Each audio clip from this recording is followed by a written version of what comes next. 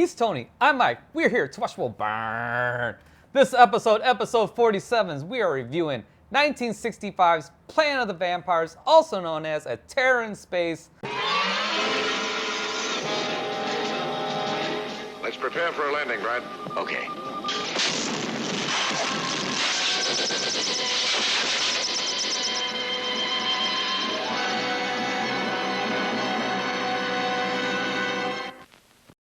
Italian sci-fi horror film based on a short story called One Night of 21 Hours, directed by Mario Bava. Yes. Give us some Mario Bava films. Mario Bava is like this legend in Italian cinema, and he is the reason he went on to become a big producer. Mm-hmm. So he's a hugely influential filmmaker, but he's the reason that we got Dario Argento.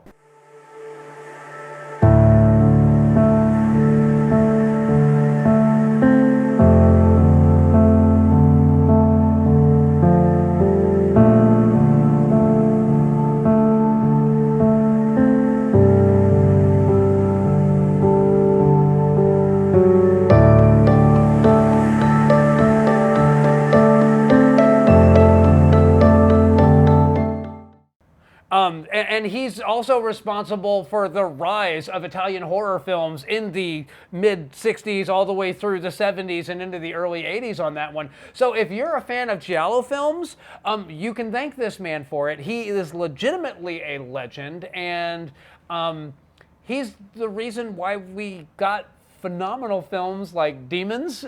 Fuck yes, dude, Demons. and I Pin mean, right here, ding. and I'm just gonna say, like Mario Bava is behind so much cult cinema, and it's a shame that that trend has more or less died, but. He had this really bizarre method. He kind of started this trend where he would get these international casts because he's in Italy making films, and sometimes he's shooting them in Spain, and sometimes he's shooting them in Germany. But he would get a cast of actors from England, from Spain, from wherever, and then he would let them deliver their dialogue in whatever language they spoke natively so that he could get a natural performance out of them, and then he would dub over everything. Every one of our solar batteries has been short-circuited. Any visible reason?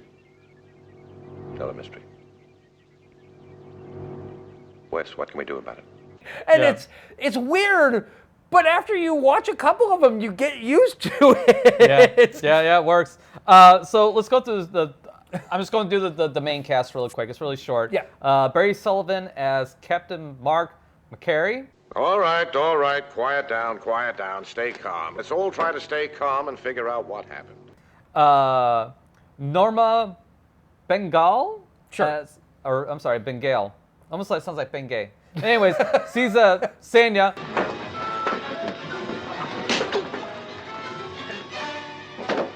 Mark! And then Angel Andronda as Wes Cant. What does it come out to? How long can we stay here? 3 days, Mark. Another 3 days before this planet's orbit will have swept us so far away. We may not get back home at all. Good enough for me. I'm okay with that. And there's a much larger cast here. I want to say the crew's like there's 12, a lot in the 14 crew, people. but like these are like the main. Yeah. And I'm gonna say I picked this movie.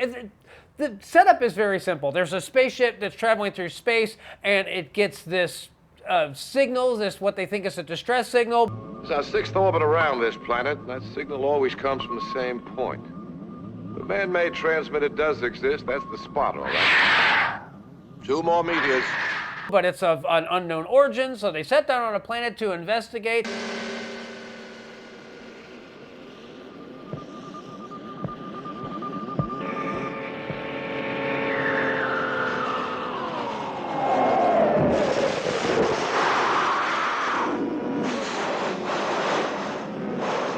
And lo and behold, what did they find? An alien intelligence there that is basically killing crew members and then taking over their bodies. It was like another will, fighting my own in my mind. And if any of this sounds familiar to you, that is because it started here and then it was ripped off and refined and polished multiple times over and over again. And that's why I wanted to talk about this film, because This movie, for its relatively straightforward plot, introduced a lot of concepts and a lot of designs and a lot of ideas and a lot of filmmaking methods that were done.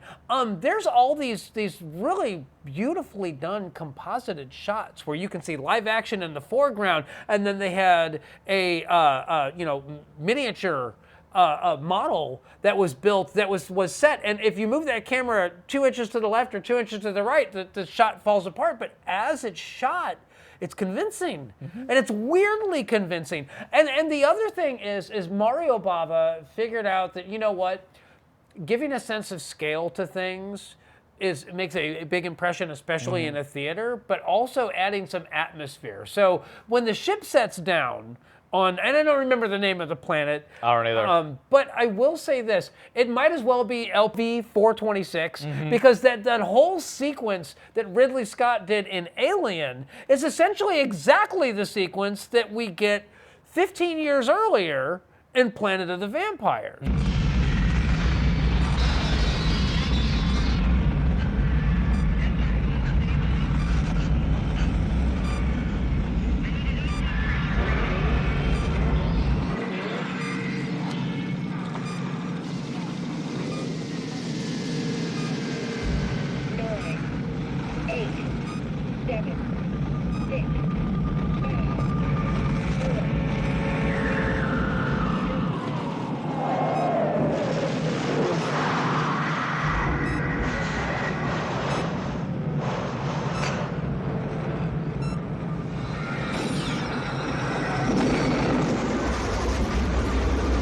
So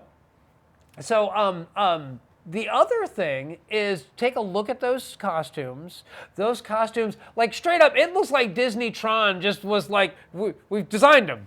We've designed them. So, but those costumes, they don't look like 1965 sci-fi costumes. They were like... They do look like a 1965 racer, though, like motorcycle. Yes, they do. Uniforms, yes, exactly what they look like. And they're not made out of space age, glowy, glittery fabric. They're made out of like leather, baby. Black leather with piping, because piping lets people know you mean business. So, you go faster with piping. Yeah, and just saying. We're going down the Mulsanne Strait, which is Le Mans, has actually nothing to do with motorcycle racing, but if you're cruising down the straight, just go with it. You get an extra 5 miles an hour with the piping. Just saying. So, but the other thing is, did you ever watch Farscape? No. No? Okay, if you see the interiors of this ship, and you've seen Farscape, you will see a lot of design cues that were kind of lifted from this, and how the actual stages were put together, and how the doors open, and that sort of thing. And I've always been fascinated by this film just because of how influential it was and how relatively unknown this film is. So yeah, I see it all the time in turn classic movies, but I never bothered to actually turn it on and watch it. And while it's a slow film, it does do a good job of building tension. Yes. Especially for a movie of this age and for this style too.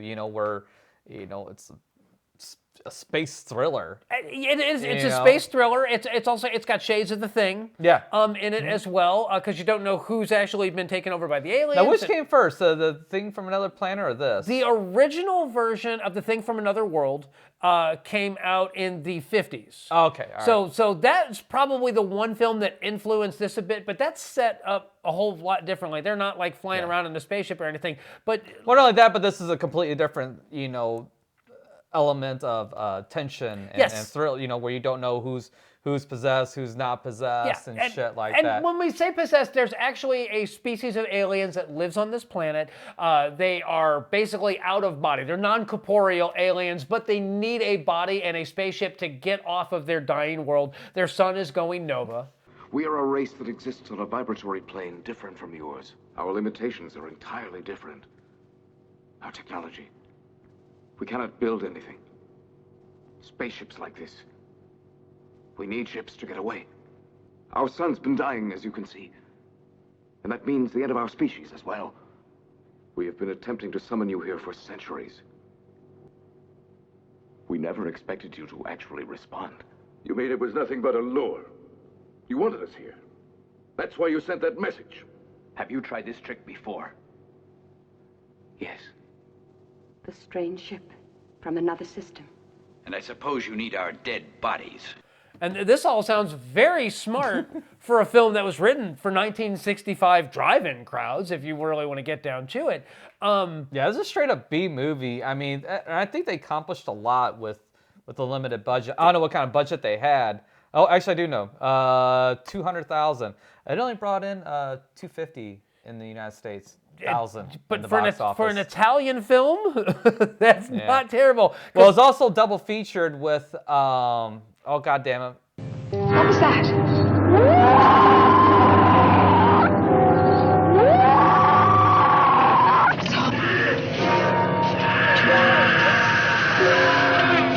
Will the breath of the living be snuffed out by the hand of darkness?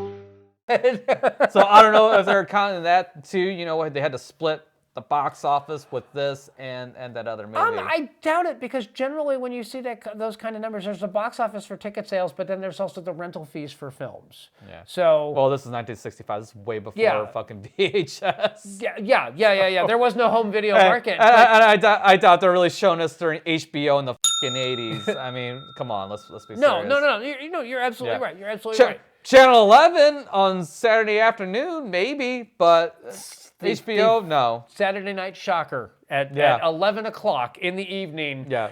Next week's Saturday Night Shocker at 10:30 here on your movie station, KPLR-TV, Channel 11. But anyway, so you had never seen this before. Tell me your thoughts. I mean, obviously, you've browsed past it a million times, and I picked this one because I knew that this was a movie that I didn't know how you were going to read this one, so I'm all ears on this. So again, I could appreciate it for everything that it did and all the stuff that it influenced. It's a hair too slow though. It could have used a little more action or something in there. Yeah. But it's very dry. If that makes sense. A little bit. I kind of get where you're coming from. Yeah, like there's not a lot of action. There's some good tension, but there's so much that dead space in between, you know, plot points and things like that I think. And how long was this movie? What was the runtime on this? Was it 90 minutes? I want to say just barely over 90 minutes.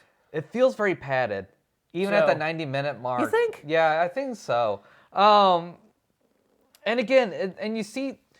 Well, here's the other thing. So at one point you see the first three guys rise up out of their graves.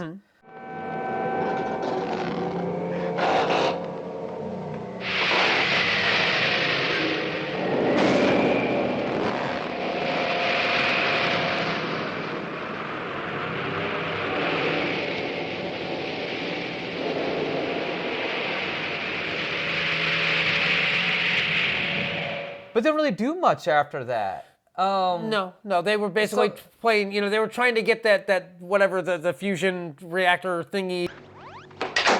Wes!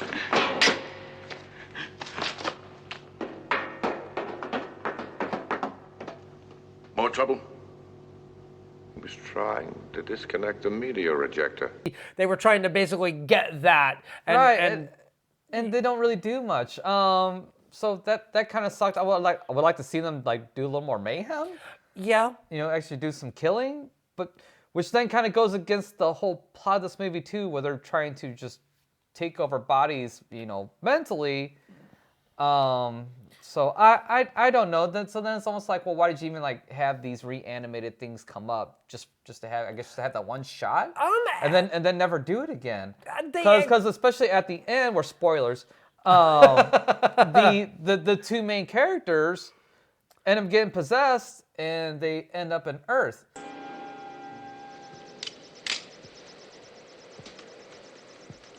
Sonia, without the meteor ejector, we'll never be able to reach home. What do we do? We'll have to land now, on that planet. But will it be possible to live there?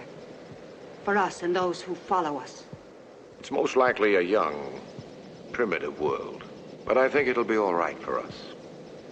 Which I've seen a similar ending multiple times for multiple other movies. Like, Yeah. oh, we'll land here on this this primitive planet, and it's like present day Earth. Yeah. Well, they were from Earth, so it was the future Earth, whatever that was. But no. So- and again, 1965 audiences like Psycho didn't come out, for another several years. So this predates even that as far as that goes. So horror films back then were most definitely tonally a lot different, and what you could get away with cinematically was a lot different. You could not do a gore fest.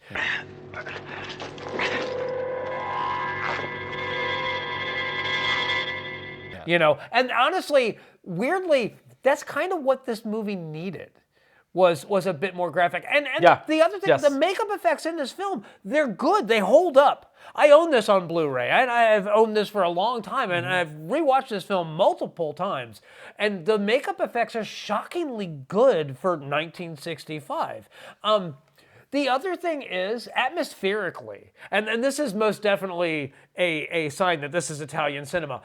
This movie, even though like the spaceship is gray and silver and their costumes are black, this movie is amazingly colorful.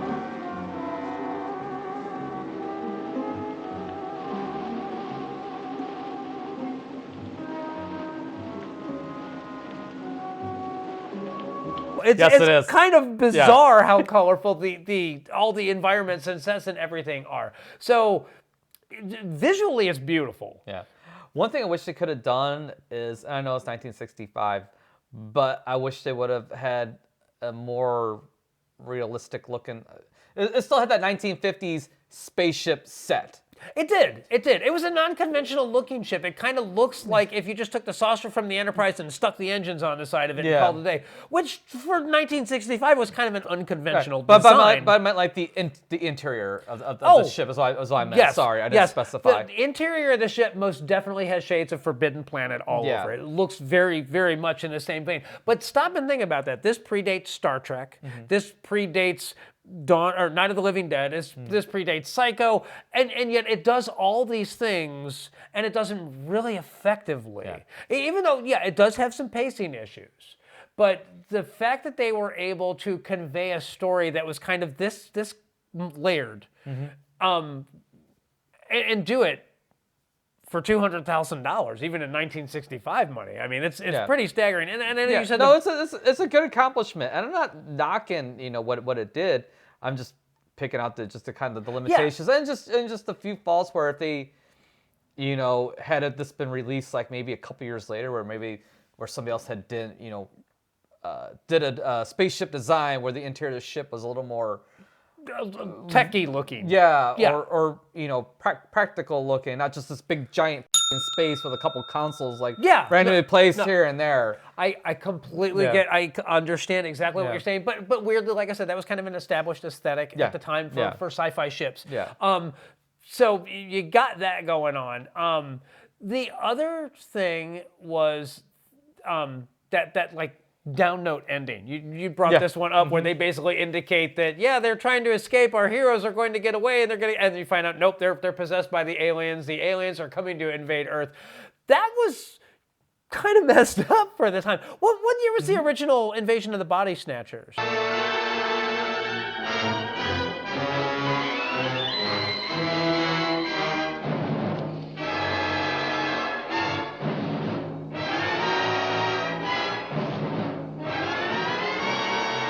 I just wonder which one influenced what.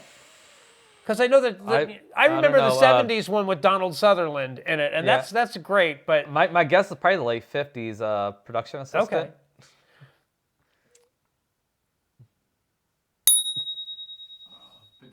56. Okay. So it paid homage to a lot of sci-fi stuff. It most definitely has like a Forbidden Planet and The Day the Earth Stood Still kind of vibe to it. So it's Italian cinema that's made most definitely distinctly for an American audience. They were definitely exporting this, and they wanted it to come off like a piece of American cinema. And that's part of this that I think is really fascinating. And it achieves that. And it's no doubt about it. It set a trend because Italian cinema was geared for export from the word go. They were not trying to entertain Italian crowds. No. They wanted everybody. And in that regard, they were amazingly successful, more so in the horror genre. And I think the reason for that is that you can produce a horror film for a lot less money. It's a lot less involved. Well, don't forget the Western.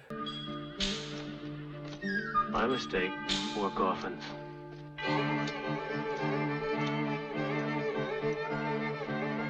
Well, yeah, you can't forget Sergio Leone. My bad. Sorry, Sergio. But Italian cinema was a force to be reckoned with for 2.5 decades. That was no joke. And then, I don't know what happened, but it's like the Italian cinema it died. And I'm sad for that because... Well, I mean, it tried to carry on during the 80s, but I think it at that point, American cinema had really like got its legs, especially like in the 80s, was really coming back. Yeah. And then you have these production values and stuff. I think when Star Wars came out, that kind of like was like the death knell for a lot of that stuff. Yeah. Because you couldn't produce a schlocky looking sci-fi and it have it sell. Yeah, I mean, because they tried in the 80s, but every one of those B movies looked like fucking B movies, and they didn't do all that well. Not only that, I mean, shit, to get a little closer to home, Logan's Run came out in 1976. And Logan's Run bears a real strong resemblance to this film. I mean, as weird as that sounds, but like, from the color palette and the costuming and all that kind of stuff. And that was big studio budget film at that time. So, kudos, Mario. You killed it a decade before Michael York ran around with... I'm not giving that much credit though, because this film isn't much different than Forbidden Planet, which came out how many years beforehand? Forbidden Planet came out in 58 or... Yeah, all that 50s stuff. So, I mean, but almost a decade later, it wasn't reinventing the wheel. No, at least not in set design and costume design and stuff like that. Now, in feel and story and plot, all day long, revolutionary. Yeah. But again, Forbidden Planet was a big money... big studio picture for them. And it, top talent, this and that, big leading man, big leading lady, da-da-da-da-da-da. They threw money at Forbidden Planet. For Mario Bava to do it on $200,000 is nothing short of a accomplishment. And it showed that Italian cinema had kind of arrived, if you will. And as weird as that sounds, they weren't just doing rom-coms or that kind of thing. They could legitimately do I don't know what the hell something- Italian cinema was before any of this stuff. Very stylized. And Mario Bava is Italian cinema in my eyes, if you want to get down to brass tack on this one. And really, honestly, Dario Argento more so than anything else. What he did for horror is what I'm a huge fan of. And I mean, it's even influential to, like, they just did a remake of Suspiria. Or I guess it's technically a remake, reboot, I guess is what it would be, because it's kind of a reboot, but it's also a sequel to the original Suspiria, and that was just a few years back. So is that the one with Chloe Grace Moretz, whatever her name is? It's not Chloe Grace Moretz that's in that one. Production assistant, help us out here. I thought she's in a Suspiria movie. Is she? Yeah. A mess of one out there. So yeah, there was the remake recently with is it Chloe Grace Moretz? Chloe Grace Moretz. And like I said, Suspiria is technically, it's a sequel and a remake at the same time, kind of like they did with The Thing. But Suspiria was successful at it. They tied into everything they needed to tie into, and they made a film that was up to date and better. But I know that a lot of people that are fans of the original Suspiria still love the original Suspiria, and I'm a fan of the original Suspiria as well. But I did like the reboot. I gotta be in a mood for Italian horror. It doesn't always land. No, but the ones that do land great. Yes, yes they do. And I'd like to cover like a bit more of that, because the influence of Italian cinema, I think, has really been forgotten at this point. I think it's mostly just, if you know horror, you appreciate it, but I think beyond that, nobody gives two fucks. Pretty much. Except for, like, the Dollars trilogy. Yeah, spaghetti westerns. Yeah. Once Upon a Time in the West. There's more to it than that, but that's like the ones that like everybody like just remembers, you know. Yeah.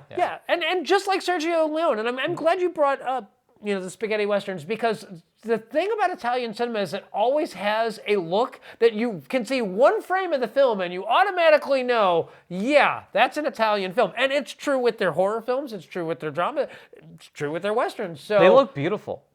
I mean, let's face it, Italians know beauty. I mean, whether it's fucking motorcycles, cars, or fucking cinema, I mean, they just fucking nail it. Absolutely. And we know gore. So, whether it's demons or whatever happened to Solange, or, you just go with it, man. Just go with it. But now, I mean, do the stories land, or is the storytelling the greatest? It waxes and wanes. Well, the funny thing about it, and this goes back to the influence, is that they were kind of doing simplified stories that could be translated easily into a bunch of different languages and a bunch of different cultures, which is funny because that's exactly what's happening to American cinema right now, is that they're so worried about the foreign market that they're really dumbing the films down so that they don't have to worry about translating it and it making sense. Because if you do like a really character-heavy, plot-heavy, detail-heavy kind of film or plot, it's not always going to translate. So But the problem is, like, the Americans can't do it with the. Depends on. I think the other thing too is I think they focus a little too much on certain regions of the world. And the funny thing is, like, that region of the world don't give a about our cinema. Yeah, they're chasing box office. Yeah. Seriously, they're chasing receipts. And stop doing it. Just stop. It's just make a movie. Listen to this, man. Take a note from this one, because you know what happened to Italian cinema? It's dead. You know what can happen if you're so worried about your export market, you forget your domestic market, you lose your audience. And once you lose them, they're gone. And I bring this up because right now, especially with the younger set, Japanese intellectual properties are huge, and because there's such a lack of original stuff coming out of Hollywood, you have lost, and when the nostalgia kicks in for the Gen Zers, you're done, because they don't remember anything that you're nostalgic for. We're nostalgic for comic book movies because we grew up in the 80s and 90s during the comic book boom. The kids that are growing up right now are going to be nostalgic for anime and anime properties. Why? Because that was the only original stuff that they could actually say was their generation's, that was done during their childhood. So 15 years from now, when you're seeing all these big live action or reanimated versions of all of these anime properties out of Japan, you did it to yourselves because you forgot there's a domestic audience here. And hey, sometimes original stuff can be more successful than the property you just bought the license to. Yeah. So I'm good. I feel like I've preached. So All right. So your thoughts on this? I mean, I kind of covered everything I wanted to cover on this. It's absolutely influential. Is ahead of its time in, and not that that there wasn't sci-fi horror. There's always sci-fi horror, but there wasn't the thriller element in there. It wasn't executed as well as this is. Even though it's a little slow, it's a little drawn out. It still was engaging enough to keep me into the story. I just wish there was a little more action to go along with it. Yeah. But beyond that, it's a solid movie. It is a recommend. Not everybody's going to enjoy it, and if you don't, I'm sorry, but I'm still going to recommend this movie. If nothing else, for the sheer influence also behind this, because I mean, Alien ripped this thing off fucking wholesale. Yes, and absolutely fucking wholesale, and you'll know it as soon as you watch it. Yeah, I was going to say, Dan O'Bannon most definitely saw this when he came up with his idea for Alien, and I've always thought that when I saw this film, was that, I love Alien, don't get me wrong, and I appreciate everything about it, but... No, Alien is a masterpiece. Yes. Don't get me wrong. I mean, it is, but without a doubt. but you can see the bones are right there. Hell, you can even see the damn it, the big alien in the chair. The literal, yes, the literal bones are right there. Yes, it's like literally he borrowed it straight from this. It's right there. And what was that? That was an alien race that the aliens on the planet had tried to possess, but they were incapable of, and they just died. The humans are much hardier. And gee, where have I heard that before? Oh, that's right. Aliens. So yeah. Anyway, when you watch this, you'll absolutely see the Alien franchise kind of borrowed from this, absolutely wholesale. But also, like, if you're into film effects and how they do that kind of thing, really take a look at some of these shots and the setups and how they're doing them. And while you can tell if you've got an eye for it, that doesn't make them any less amazing. And again, the setups and the lighting and the color palette, I really love this movie. The only thing that I think makes this film feel dated is the title. If this had a title because that it's like a 1950s film. Yeah, if it didn't have a title that had the word vampires in it, you would never know. Yeah. You know. So Terror in Space is a more appropriate title. I think so. Yes, I think Terror in Space is actually a better title for this. But so is this worth a remake? Yes, yes and no. I would love to see a remake of it, but I also know that if they did a remake of it, people would be like, well, it's just aliens. Well, no, it's not. But you know what? I mean, everybody thinks that cinema started in 1975 for some reason. So anything before that doesn't count, apparently. But yeah, I get why they wouldn't remake it, but I would love to see a remake, and I would love to see them stick to the palette and the way that they did this and the way that it was, you know, assembled and put together. I guess this would make a good, like, an Amazon original or Hulu original or something like that. You know, when the streaming service studios do something like this. I'd like to see. I'd like A24 to give some director, some unknown, $5 million and say, make it, and just cut him loose and let him do it however he needs to do it, just like Mario Bava did. Well, probably $20 million now, because $20 million now is a low budget film. Just five, and I'm not. You're not. He can build some models out of paper plates just like Mario Bava did, and then set the lights up to make it look good. 20 million, 2025, and you'll have because you still gotta cast the motherfucker. Yeah, that's true. Yeah. That's true. You know, but you have to get like the biggest names in the world, but you guys gotta get something recognizable.